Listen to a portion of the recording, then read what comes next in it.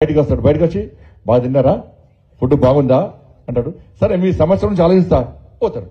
ఇక టీవీలో చేస్తారు బయట, ఇక బ్రేకింగ్ చర్చలు సఫలం, ఉపాధ్యాయ సంఘాలు సంతోషాన్ని వ్యక్తం చేశారు, రేపాల అభిషేకం కథం.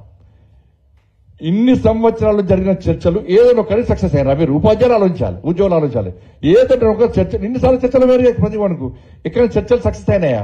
మీ సమస్యలు తీరినాయా? తీర్చే సంఘం మీకుందా? మీ సమస్య కొట్లాడే ధైర్యంగా కొట్లాడే సంఘం మీకుందా? అరే 317 జీవో అప్పుడు ఏ సంఘం రాలేదండి మీ దగ్గరికి? ఏ సంఘం తప్ప ఏ సంఘం? నేను మా పార్టీ కార్యకర్తలందరూ కూడా నా పార్లమెంట్ ఆఫీస్ లో కొట్లాడుతుంటే కేవలం నా ముందు కనబడేది జెండా తప్ప వేరే జెండా కనబడలే. నాకు వేరే జెండా కనబడలే. మరి తపస్సులో పనిచేసే ఉపాధ్యాయులు కూడా ఉద్యోగస్తులే, వాళ్ళు ప్రభుత్వ ఉద్యోగస్తులే.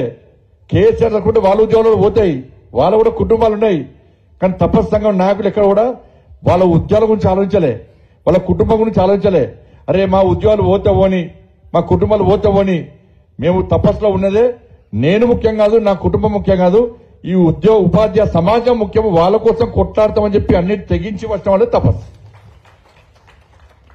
ఇలా 200 మంది తపస్సు ఉపాధ్యాయులు నా ముందు కూడా అరెస్ట్ అయ్యారు. నాతో పాటు లోపల దెబ్బలు తిన్నది కూడా తపస్సు ఉపాధ్యాయ సంఘ నాయకులే, తపస్సు నాయకులే. కానీ ఇప్పటికీ ఉపాధ్యాయులు ఆలోచిస్తున్నారు విషయంలో. మరి ఆ రోజు ఉపాధ్యాయ సంఘం నాయకులు అందరూ తెలుసుకుంటే కేసీఆర్ మెడలు వంచటోళ్ళం కదా. ఇలా ఎన్టీ రామారావు 9 నెలల్లో పార్టీ ప్రారంభించి 9 నెలల్లో అధికారం వచ్చి ప్రపంచ రికార్డు సృష్టించాడు. కానీ అదే ఎన్టీ రామారావు గద్దెదించేది ఎవరు? ఇదే ఉపాధ్యాయులే. అంత దమ్ము మీ దగ్గర ఉంది. కానీ దాన్ని ఎందుకో ఉపయోగిస్తారు, భయపడ్డారు. మొదటిదాకా కేసీఆర్ అంటే గజ వనికి మీరందరూ కూడా. నాకు ఇప్పుడు ఇట్లా మీటింగ్ వచ్చారు ఎప్పుడైనా? అప్పుడు మీటింగ్ పెడితే వచ్చురా. ఇప్పుడు నన్నే విలువపోదురు, మీ ఉద్యోగాలు పోతాయని నన్నే విలువపోదురు. నాతో సెల్ఫీతో నా మీ ఉద్యోగులతో నాకే భయపడుతురు.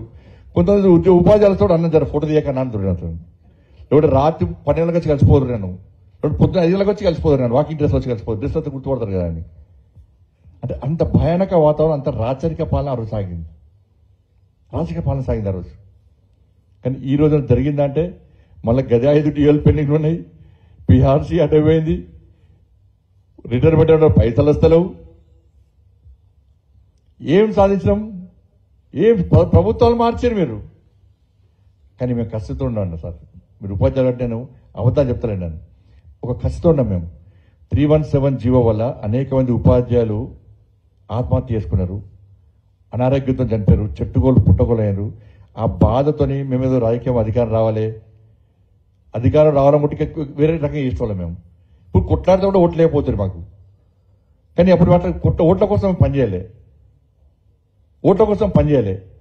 తపస్సు ఉపాధ్యాయ సంఘం ఎప్పుడైతే మనకు వచ్చిందో, వాస్తవ విషయాలు మాకు చెప్పిందో, మా కమిటీలో ప్రతి ఒక్కరి కంట నీళ్ళు వచ్చినాయి ఆ రోజు. అరే ఇంత ఇబ్బంది పడుతున్నారు, చెట్టుగోలు పుట్టగోలు, తండ్రి కాడ, తల్లి కాడ, పిల్లల కాడ, భార్య కాడ, భర్త కాడ ఎట్లా ఉద్యోగాలు చేస్తారు, వీళ్ళ పరిస్థితి ఏందని చెప్పి ఇలా ఖచ్చితంగా కొట్లాడని తప్ప వేరే దోషం కాదు.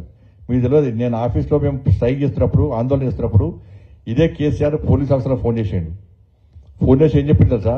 ఆ పోలీస్ ఆఫీసర్కు జేసీబీ పట్టుకొచ్చి ఆ గోడలు గులగొట్టేటువంటి సీన్. ఎందుకంటే సాయంత్రం తెలిసి కదా, రాత్రి 12 బజే కేసీఆర్ ఫోన్ చేసి వట్టి ఫోన్ చేస్తాడు, ఫుల్ చంపి ఫోన్ చేస్తాడు ఆయన. ఆ టైంకి అన్ని కనాలి ఆయనకి.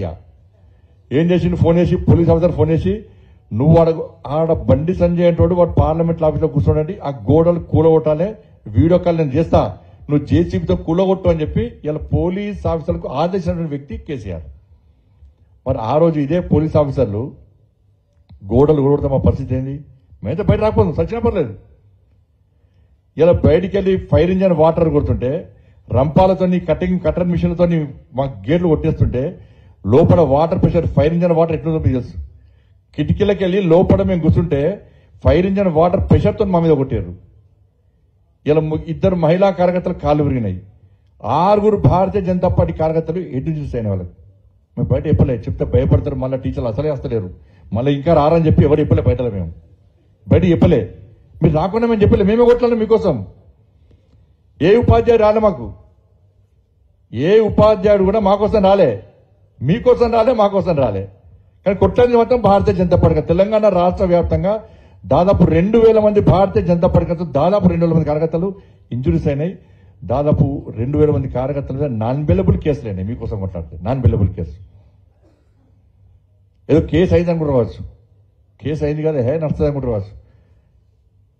ఒక్క కేసు అయితే ఒక్క కేసు కోసం 2 సంవత్సరాలు 3 సంవత్సరాలు కోర్టు తిరగాలి.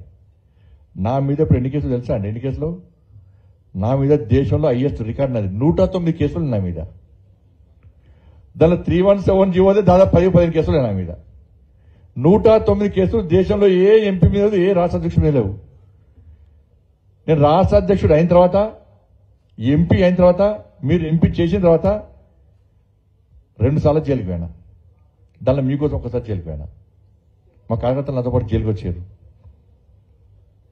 ఇవి ఎందుకు చెప్తున్నా అంటే, కొట్లాడేవాడిని మీకోసం ఉండేటువంటి ఇటువంటి తపస్సు లాంటి సంస్థలను ప్రోత్సహించకుంటే అది నేనుంటే దానిలో నేను ఎక్కువ కొట్లాడుకుంటే నాకేమవుతుందని మీరు అనుకుంటే ఏం కాదు.